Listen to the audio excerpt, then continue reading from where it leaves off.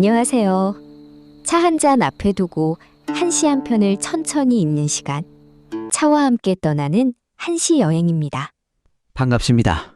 오늘도 편안한 마음으로 함께 해주시고요. 이 여행이 마음에 닿으시면 구독과 좋아요, 알림 설정 부탁드립니다.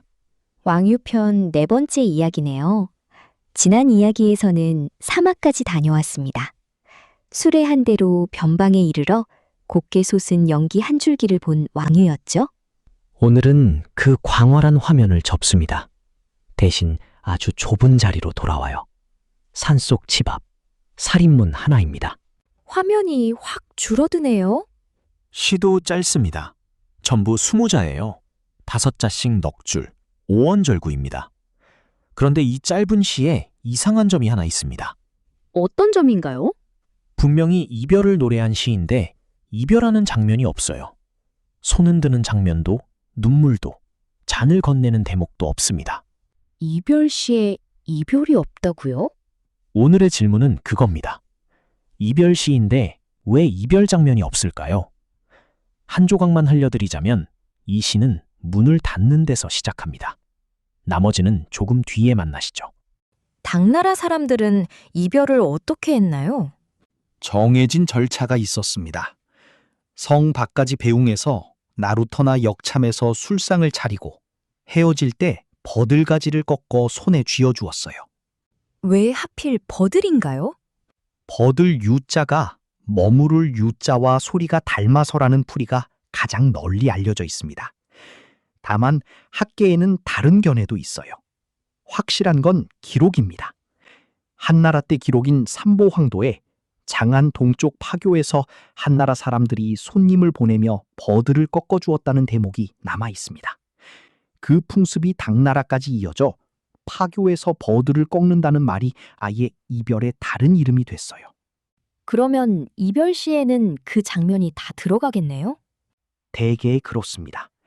이별의 자리, 건네는 술잔, 멀어지는 뒷모습. 이백의 이별시를 떠올려 보세요. 황황루에서 맹호연을 보내면서 외로운 돛 그림자가 푸른 하늘 끝으로 사라질 때까지 강가에 서 있습니다. 배가 점이 될 때까지 바라보는 사람이에요. 눈에 보이는 것 같네요. 그런데 왕유는 그 화면을 통째로 잘라냅니다. 술상도 없고 버들가지도 없고 멀어지는 뒷모습도 없어요. 카메라가 켜졌을 때 이별은 이미 끝나 있습니다. 누구를 보낸 건가요? 모릅니다. 이 시는 상대가 누구인지 언제 지었는지 전하는 기록이 없어요. 왕유가 지은 건 장면만이 아니었던 셈입니다. 그런데 왕류는 왜 산속에 있나요? 관리 아니었나요? 맞습니다. 변방에서 돌아온 뒤에도 도성의 관직 생활은 이어집니다. 다만 이 무렵부터 왕유의 삶이 두 겹이 돼요. 낮에는 조정의 관리, 물러나면 성 밖 산자락의 거처. 뒷날 사람들이 반관 반은이라고 부르게 되는 방식입니다. 절반은 관리, 절반은 은자군요. 그리고 이 시의 제목에 붙은 산중이 바로 그 산속 거처예요. 조정의 소란을 등지고 물러나 앉는 자리죠. 벗이 거기까지 찾아왔다가 돌아가는 겁니다. 그 집에는 누가 함께 있었나요? 아무도요. 왕유는 젊어서 아내를 잃고 다시 혼인하지 않았습니다. 구당서에는 아내가 죽은 뒤 다시 장가들지 않고 30년을 홀로 방 한 칸에서 지냈다고 적혀 있고, 신당서에도 아내를 잃고 다시 장가들지 않은 채 30년을 홀로 지냈다고 나옵니다. 그럼 벗이 돌아간 뒤에 그 저녁은? 문을 닫으면 정말로 아무도 없는 저녁이었겠죠. 다만 이 시가 언제 지어졌는지는 기록이 없으니 그 저녁이 아내를 보낸 뒤였는지까지 못 박을 수는 없습니다. 그래도 왕유의 후반생이 그런 저녁의 연속이었던 것만은 분명해요. 오늘 시의 둘째 구가 그렇게 무겁게 읽히는 이유입니다. 제목은 어떻게 되나요? 산중송별입니다. 산중에서 보내다 라는 뜻이에요. 판본에 따라 그냥 송별로만 적히기도 합니다. 그럼 들려드리겠습니다. 산중 상송파 일모 엄시비 춘초 명년록 왕손 귀불귀 산중에서 그대를 보내고 날이 저물어 살인문을 닫는다. 봄풀은 내년에도 푸르련만 그대는 돌아올까, 돌아오지 않을까. 정말 스무자네요. 그런데 마지막 줄에서 숨이 턱 걸려요. 첫 구부터 보시죠. 산중, 상송파. 산중에서 서로 보내기를 마쳤다. 여기서 열쇠는 마칠 파, 한 글자입니다. 끝냈다는 말이죠? 네. 시가 시작하자마자 이별은 이미 완료형입니다. 함께 걸어온 길, 마지막으로 나눈 말, 돌아서던 순간이 전부 이 한 글자 뒤에 접혀 있어요. 감정이라곤 하나도 묻어있지 않은 글자로 가장 감정적인 장면을 덮어버린 겁니다. 그건 그냥 짧은 시라 생략한 것 아닌가요? 스무자밖에 안 되니까 다 못 넣었을 텐데요. 좋은 반문입니다. 그런데 다른 시인들도 같은 스무자로 이별의 자리를 그렸어요. 분량 문제가 아닙니다. 왕유는 지운 게 아니라 옮긴 거예요. 카메라를 헤어지는 순간이 아니라 그 뒤에 저녁에 놓았습니다. 둘째 구가 그 저녁이군요. 일모 엄시비. 날이 저물어 살인문을 닫는다. 그런데 여기서 시간이 한 번 더 건너뜁니다. 낮에 보냈는데 화면은 곧장 해질녘이에요. 그 사이 몇 시간 동안 이 사람이 무엇을 하고 무엇을 생각했는지 시는 한 글자도 쓰지 않습니다. 저는 솔직히 이 구절이 잘 이해가 안 됩니다. 산에 사는 사람이면 해질녘에 문 닫는 건 매일 하는 일이잖아요. 거기에 무슨 의미를 붙이는 게 억지 아닌가요? 매일 하는 일이라는 게 정확히 핵심입니다. 어제도 닫았고 그제도 닫았어요. 그런데 오늘만은 그 평범한 동작이 다르게 보입니다. 아침까지 곁에 있던 사람이 없는 채로 닫는 문이니까요. 명나라의 당여순이라는 비평가는 이 시를 이렇게 요약했습니다. 저물녘의 문을 닫으니 남은 사람의 그리움이 비로소 깊어지고 풀이야 때가 되면 푸르지만 떠난 사람의 돌아올 날은 기약하기 어렵다고요. 동작 하나에 하루치 마음이 다 들어가 있네요.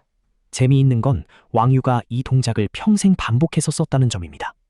산거즉사에서는 적막하게 살인문을 닫고 저무는 햇빛을 마주한다고 했고, 망천으로 돌아와 지은 시에서는 언덕의 봄풀빛을 보며 서글피 살인문을 닫는다고 했어요. 문을 닫는 사람, 이게 왕유의 자화상 같은 동작입니다. 이 시를 그림으로 옮기면 어떤 화면이 되나요? 한번 같이 그려보시죠. 저물어가는 산이 있고 그 앞에 낮은 집 한 채가 있습니다. 반쯤 닫힌 살인문이 있고 문을 잡은 손이 하나 있어요. 사람 얼굴은요? 보이지 않습니다. 등을 보이고 있거든요. 떠난 사람은 아예 화면 바뀌고요. 그러니까 이 그림에는 주인공의 얼굴도 상대의 모습도 없습니다. 그럼 화면이 텅 비겠는데요? 절반 이상이 빕니다. 그리고 그 빈 곳이 이 그림의 본론이에요. 왕유는 훗날 남종화의 시조로 불리게 되는 사람입니다. 그 화풍에서 여백은 못 그린 자리가 아니라 그린 자리예요. 보는 사람의 마음이 들어와 앉으라고 비워둔 방입니다. 색은 어떤가요? 해질녘이니 화면 전체가 옅은 먹빛에 노을이 조금 번진 담채입니다. 그런데 이 그림에는 화면에 없는 색이 하나 더 들어옵니다. 없는 색이요? 초록입니다. 지금은 어디에도 없어요. 내년 봄에나 올라올 색이니까요.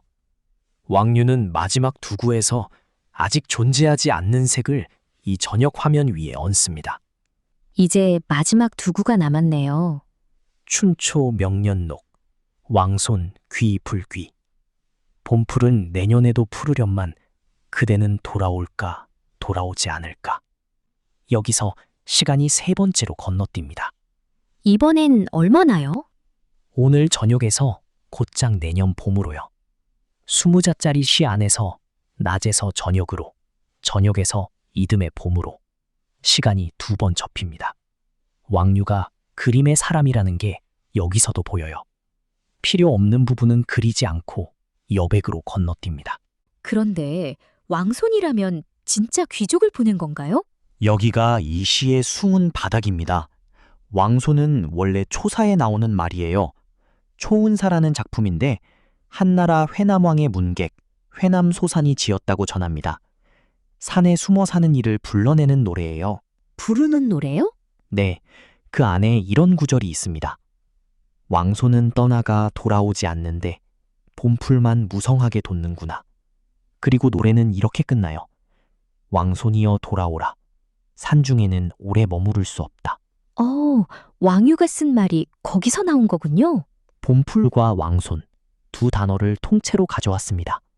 그런데 위치가 뒤집혀 있어요. 초사에서 산중은 범과 표범이 우는 무서운 곳이고 왕손은 거기서 나와야 할 사람입니다. 왕유의 시에서는 반대예요. 산중에 남은 사람이 왕유고 떠난 쪽이 왕손입니다. 부르는 사람과 남는 사람이 바뀐 거네요. 그렇습니다. 게다가 초사는 오래도록 안 돌아오는 사람을 두고 탄식하는 노래예요. 왕유는 헤어진 바로 그날 저녁에 벌써 그 걱정을 합니다. 방금 손을 놓았는데 벌써 내년 봄을 걱정하는 거죠. 너무 이른 걱정 아닌가요? 이른 걱정이 곧 깊은 정입니다. 그리고 왕유는 훗날 이 초사의 구절을 아예 정면으로 뒤집어 버려요. 산중에 머물러도 좋다고요. 다만 그건 한참 뒤의 이야기입니다. 그런데 마지막 구가 질문으로 끝나는 게 계속 마음에 걸립니다. 돌아올까, 돌아오지 않을까? 이 질문에는 답이 없습니다. 답할 사람이 이미 떠났으니까요. 왜 헤어질 때 묻지 않았을까요? 얼굴 보고 물으면 됐을 텐데요. 그게 이 시의 가장 아픈 지점입니다. 이 질문은 입 밖으로 나온 적이 없어요.